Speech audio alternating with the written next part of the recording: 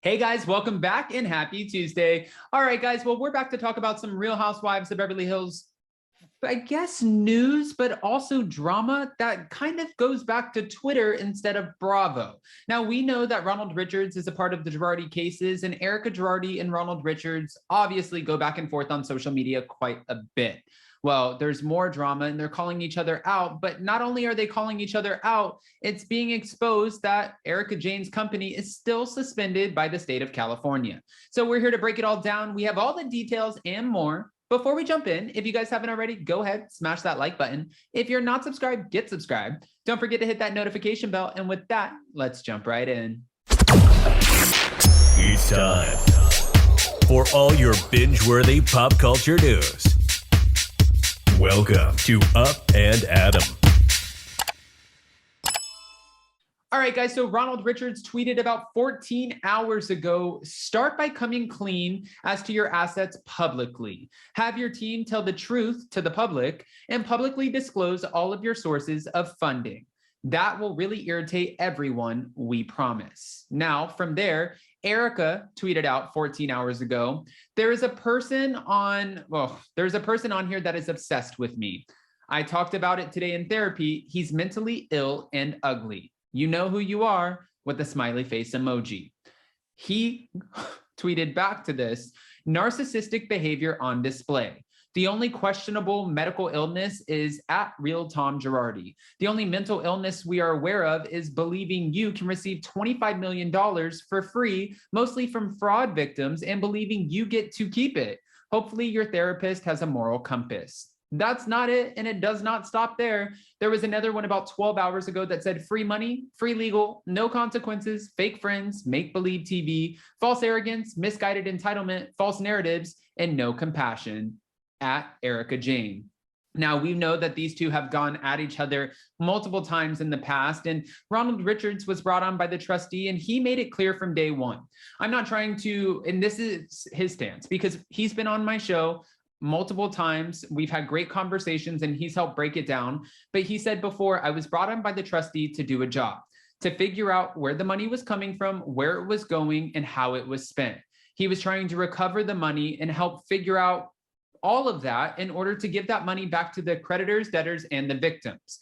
Well, when he was, of course, he was a lot active on Twitter. I always say social media, but Ronald Richards doesn't like calling Twitter social media. He said that to me before, but on Twitter, and he's gone back and forth with her a little bit. He has no problem posting what he wants, and he says it's freedom of speech. So it is what it is.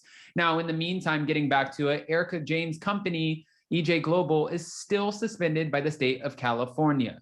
According to Radar Online, Real Housewives of Beverly Hills star Erika Jayne, while her company EJ Global remains suspended by the state of California months after she was first notified of the issue.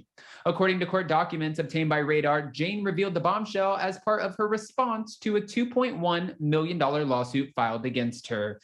In that case, EJ Global was named as a defendant and required to respond to the allegations in the lawsuit.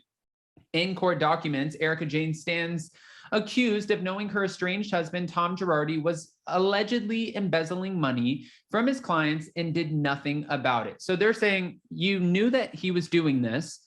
You had no problem. You didn't report it because at the end of the day, you got to benefit from it.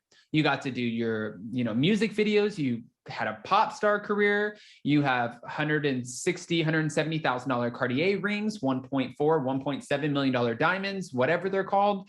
It just is interesting that that's what they're accusing her of. And a lot of the fans and people who are tweeting on social media are kind of in the favor of, well, maybe you did know, but nothing's been proven. Last year, Girardi and his firm were forced into a bankruptcy by his many creditors. And as part of the case, the trustee presiding over the Chapter 7 sued Erika Jayne and EJ Global for $25 million. The lawsuit said that Girardi's firm had used their firm's money to pay the bills for EJ Global over the years, and Erika is accused of racking up about $14 million on her American Express. In February, Radar first reported on EJ Global being suspended by the California Franchise Tax Board, and the company was first launched by Erika in 2008, but is no longer active due to FTP suspension. The decision means that Erika cannot use EJ Global for any business-related matters or use it to sell or transfer any real property. She is also prohibited from closing the company without fixing the issues. A suspension can happen for a variety of reasons, including failure to file a tax return or failure to pay taxes or fees. Now, records show that the reality star opened up a new company in January of 2021 named Pretty Mess Inc. At the time, Erika's lawyer, Evan C. Borges, told Radar, until recently, all notices to EJ Global LLC went to the offices of Girardi Keese, which are controlled by the Girardi Keese trustee. As of late January 2020, EJ Global LLC was in good standing with the California Secretary of State. We did not receive any notice of the new suspension, and we were trying to determine the basis. Now, her attorney also said that he believed the suspension may be due to the failure to pay an $800 annual tax. If that's the case here, it will be rectified, and this will be much ado about nothing. In a new court filing dated April 21st, Borges said EJ Global is unable to respond to the lawsuit because it is currently in suspended status with the California Secretary of State, and suspended corporation is not permitted to appear in this action. He told the court that Girardi's law firm previously handled all of Erika's tax returns, and Erika said that she is in the process of working on the issues with her attorney.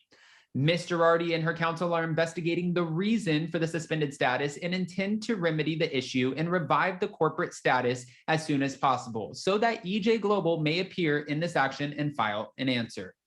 That's what the filing stated. Jayne's lawyer admitted to learning of the suspension in January of 2022. Now, it keeps going. He wrote, counsel for Ms. Girardi are currently investigating the FTB issue and trying to remedy the problem so that the corporate status of EJ Global may be revived. He also added that the delay has been due to the fact that to revive EJ Global, it may be necessary to file tax returns for years as to which Ms. Girardi has no records or information. Given that, as noted above, the financial records of EJ Global were maintained in the past by Girardi Keese, the outside accountants retained by Girardi Keese, or both. Now, Erika's fight to dismiss the $25 million lawsuit is obviously far from over, and we know that because we've talked to Emily D. Baker about this as well. Guys, with that, I want to hear what your thoughts are, especially with Erika tweeting about Ronald Richards and them going back and forth. When she says, there is a person on here that is obsessed with me. I talked about it today in therapy. He's mentally ill and ugly. You know who you are. Obviously, if she puts that out there and she's alluding to the fact that it would be Ronald Richards is going to clap back. That's usually how Twitter spats go back and forth, and that's exactly what he did. So be careful what you ask for. I want to hear your opinions, your unfiltered opinions, and don't give me anything less than that. So go ahead, comment below. And before you go, don't forget to smash that like button. If you're not subscribed, get subscribed. Don't forget to hit that notification bell. And with that, we'll see you next time. Bye, guys. Love you.